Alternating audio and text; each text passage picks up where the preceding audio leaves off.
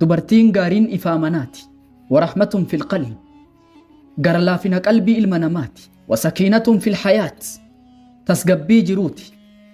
Leenca rafuutii tisaatu biran kunne kanun geenyeen tuffatamne akkan taane yoo mudanne nurraan toluu kootu lakkii haafurannuu waan rakkamne izzaan teenyaas wajjumaanii cimnuus cimu wajjumaanii haa ol kaanuu walumaanii osoon turre ammumaanii yeroon ammaan hubannaanii hiree tanaan hojjennaanii hiree rabbiin kanninaanii fayyadamii ammumaanii. Dubartiin gaariin ifaamanaati warahmatun fil qalbi gara laafina qalbii ilma namaati wasakiinatun fil hayaat tasgabbii jiruuti.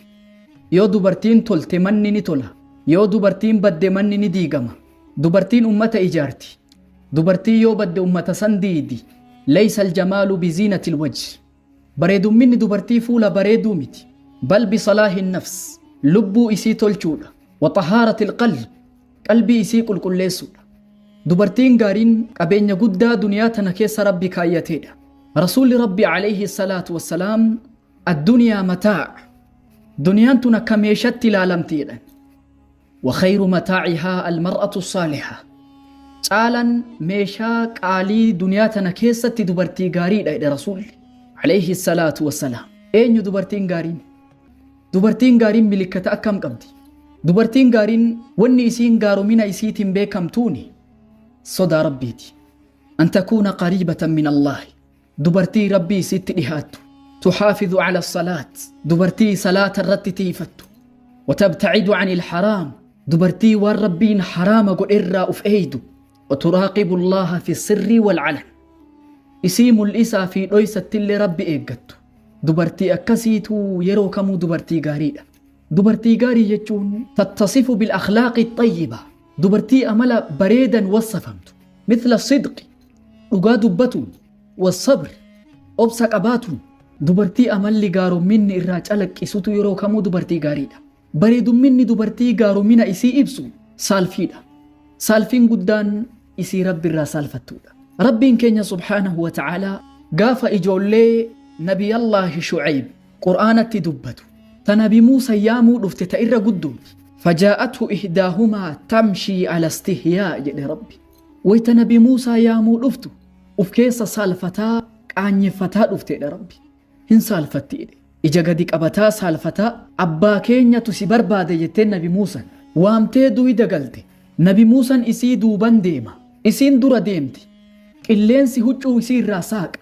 Nabi Muusaan isii dura deemtu qilleensi isii huccuu irraa saaqu achi ilaalee na duuba tari jedheen Muusaan karaa dhagaa darbaa natti garsiisi jedheen. Wayta karaan achi ta'e dhagaa achi darbi, wayta achi ta'e dhagaa achi darbi, akkanatti na geessi jedhee malee na duran tariin jedheen Muusaan. Hayyee jettee duuba tartee dhagaa darbaa karaa mana isaanii qajeelchite.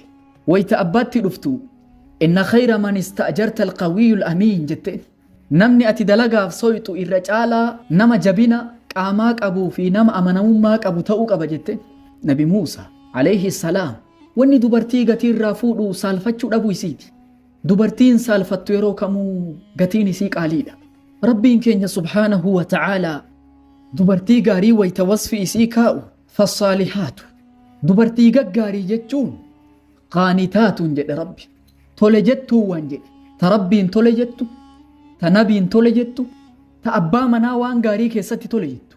Haafidhaatun lilghayb, tiisituuwwan jedhe rabbi, ka waan namarraa dhokate jidduu abbaa mana isiitiif isii jiru namarraa dhoysitu jedhe rabbi. Ka hiccitii mana isii namni hin beeyne dubartii akkasiitu dubartii gaariidha jedhe rabbi. Jaa'a nabiyullaahi Ibraahiim, nabiyallaahi Ibraahiim ilma isaa gaafa makkaan kaa'ee biraa taru amma itti deddeebi'aa ziyaaraa ture. Nabi Ismaaciil guddatee dargaggoomee hin fuudhe. Isaa fuudhee bultii ijaarratee jiru ilma ziyaaruuf mana dhufe Ibraahiim. Falam yajidhu, wayta Ibraahiim mana dhufu Nabi Ismaaciil mana hin jiru.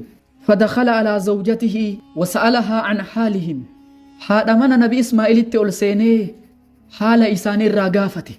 Jireenyi keessan akkam fakkaata?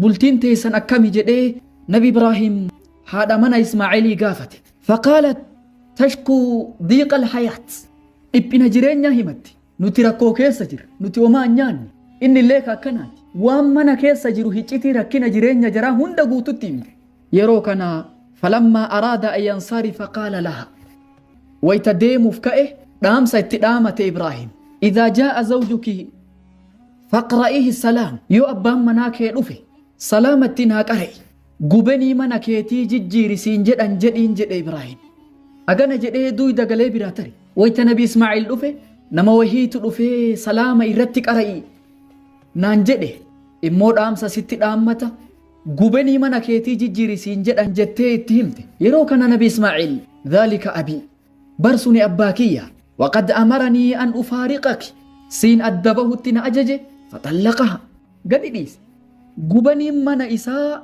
هذا منات إسيرك في جنكي قدرا من كيس جرهمت كمستير منان رويسين باسي ججيري جديد آم إبراهيم ثم تزوج امرأة أخرى إيقا سين تلبرو نفود إسماعيل يمكن قافا كاني ويتزيارو رفو أما اللي إسماعيل من انجرو هذا مناتو منجر رفي حال إساني قافة نبي إبراهيم haalli jireenya keessanii akkami bultiin teessan maal fakkaatti jiruun teessan maal fakkaatti jedhee gaafate nabi Ibrahim yeroo kana nahnu bi khairin wa sa'atin nuti haala gaariirra jirra bal'inarra jirra jiruun teenna quufa wayyooma haala bareedaa irraa himte wayta duyda galee deemuuf ka'e wayta abbaan mana keetii dhufe salaamattiin haa qara'e gubanii mana keetii jabeeffadhuu sii dhaaman jedhitti naa himi jedhee lixe wayta nabi Ismaa'il alarraa dhufu nama wahiitu salaama sitti qara'inaan jedhee natti dhaame gubenii mana keetillee jabeeffadhu jechaa sii dhaaman jettee itti himte barsuni abbaa kiyya gubenii mana kiyyaa ka'ani jabeeffadhu inni naa dhaame sun sima jedheen